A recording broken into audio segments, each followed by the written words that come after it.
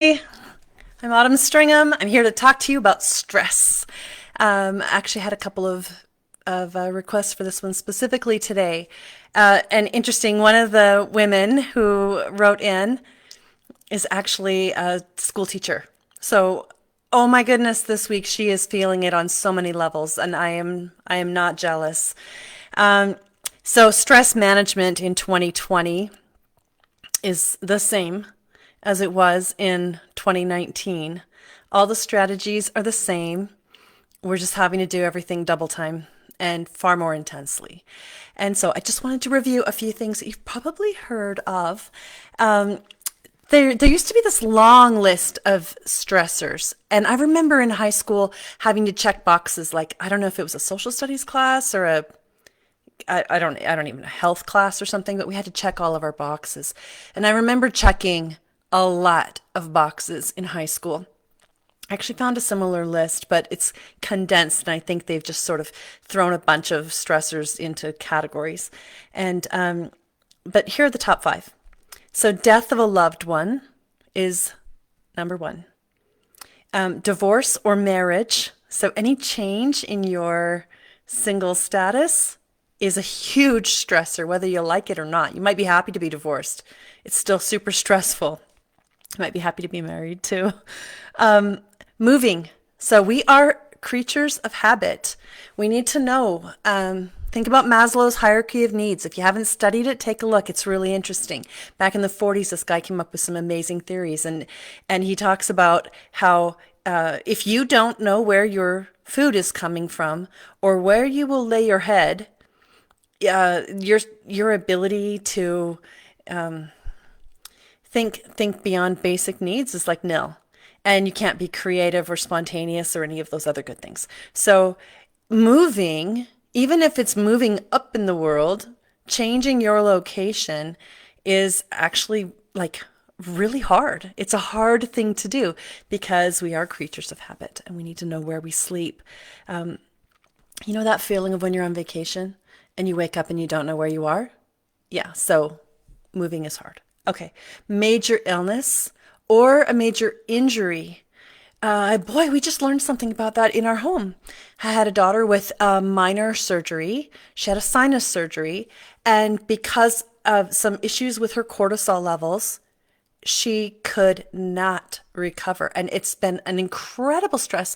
What could have, for most people, been just a simple recovery, for people like me and for people like my daughter, uh, small things will just slam you. And it's really, really hard to pick up and to be able to compensate for stressors like that. So, major injury or illness and job loss or financial instability. Right back to Maslow's hierarchy of needs. If you don't know how you're going to meet your basic needs, you're going to be feeling it on a physical level.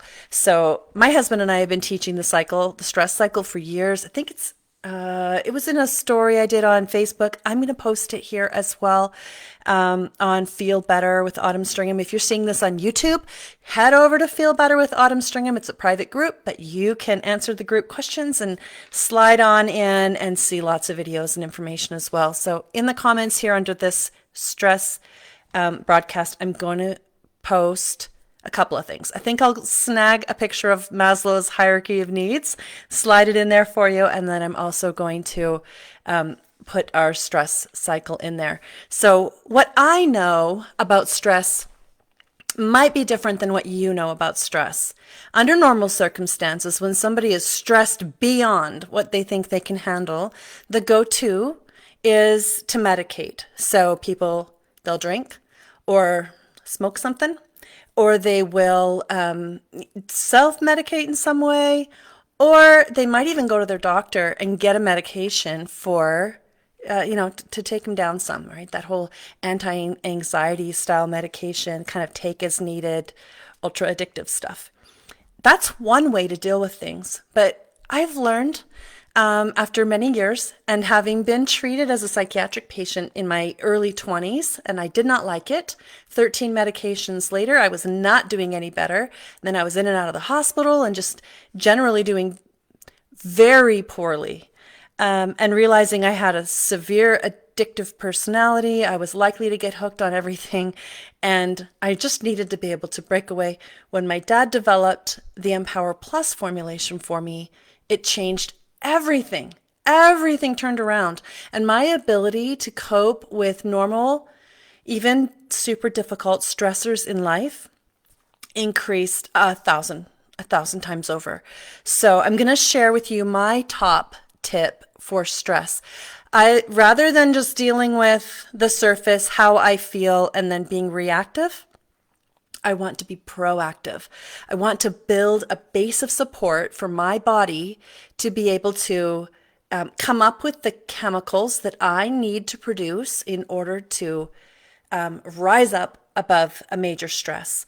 So we know that under major stress, a person, whether it's long term or short term, we burn up, but well, vitamin B for one thing, just burns up. You know that whole thing about burning the candle at both ends? Well, we're burning the B's at both ends, like just sizzling up those vitamin B's. And vitamin B is absolutely critical for brain function and just for your nervous system, and then just being able to manage stress. It's your energy vitamin. It's really important.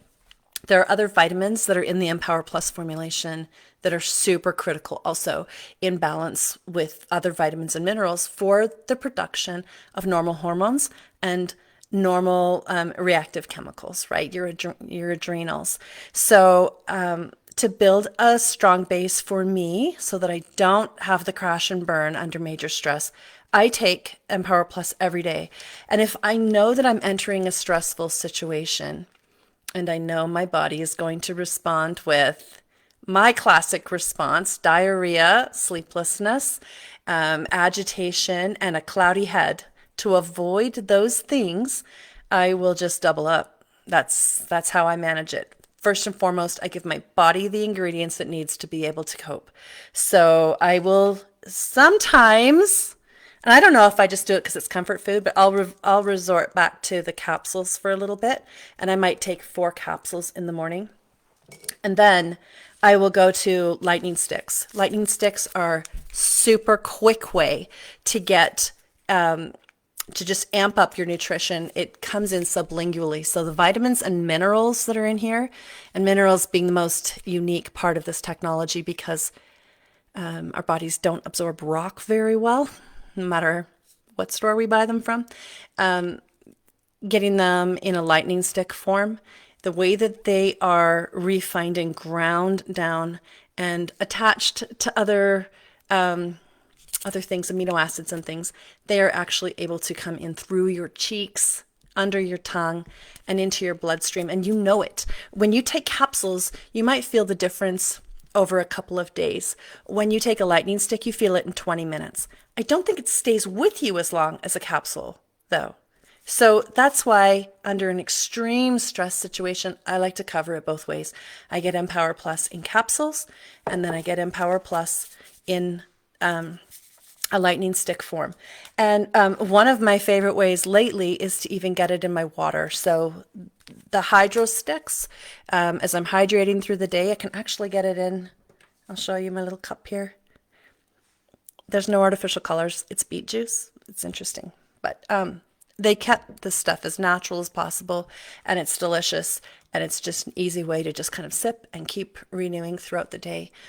I know that sounds really, I don't want to sound salesy, but it's an absolute game changer for me and has been for the last 24 years. So I've gone from coping with stress by having massive physical reactions, which I still have battled in the last decade, where I'll just go numb. And that's a PTSD response that happens to me under extreme stress that reminds me of some trauma. I'm still working on that stuff. That's real life stuff.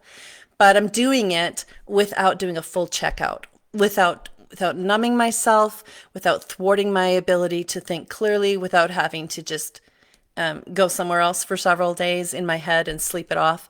All of those medication responses that I used to have to lean on in my early 20s, I've been able to avoid by building that foundation of nutrition, and especially through the Empower Plus formulation, really feeding my brain, deeply saturating my body in this stuff. And then with that calm and the mental clarity that comes with that, being able to learn some learn some coping mechanisms. So for you moms and teachers who have reached out talking about stress management, the first thing, build yourself a foundation of health. Lay off all those things you're doing to try to just push yourself through the day. Back it up a little bit. Recognize that no day is going to be a great day when you're dealing with circumstances where everybody's out of order, everybody's out of sorts. Nobody in the whole place is comfortable anymore. Half of them are wearing, well, most of them, all of them, I guess, are wearing masks, and they're not feeling like they're communicating normally. They're not making those human connections that they used to make. Everyone is going to be so freaked out and so stressed out, just on a real base level. You know, that feeling in the hotel where you wake up and you don't know where you are. That's everybody every day, because we've changed up some things, and so we don't recognize our society the way that we used to. It's weird. It's a strange thing to have to deal with. So recognize that everyone is feeling stress, and then bolster yourself. Just give up on the soda habit or whatever else you're doing that is keeping you revved or numb, and just allow yourself to feel those feelings normally. Give yourself a base of nutrition that your brain actually needs to be able to function, so that, like, on an evolutionary level, you can actually keep up with these big changes that you're having to face. And then just work on the other basics, things you already know about. I know you need your sleep. Sleep like it's your new religion. Like, do not be moved from your sleep schedule. And get crazy about that if you have to, but you discipline yourself and make sure that you are in your bed from whatever time you go to bed until whatever time you've determined you need to get up. Don't move. Stay in your bed, even if you're laying there, and get your body into those routines. Do everything that you can to normalize everything that you have control of. And then hopefully you'll be able to deal with those big stressors and surprises as you go. And just remember, we don't get to control everything, right? So much of what's going on in the world right now is so far out of our control, but we get to control what's here. So get grounded. Do everything that you can to stay grounded. Give up on the habits that are hurting you, and you know what they are. And allow yourself a whole lot of grace, because everybody's feeling it right now. We're all in it together. Lean in for some more support if you need it. I hope that was helpful. I'm going to drop that Maslow's hierarchy of needs if I can find a good graphic that I can snag. And I will drop that stress cycle as well, that might explain why stress can lead to symptoms, and why those symptoms actually lead into trauma. And the trauma leads to micronutrient deficiency, and around we go till we break it by actually feeding our bodies what we need. So you'll see that. And I might just come back and do another explanation on that another time. All right.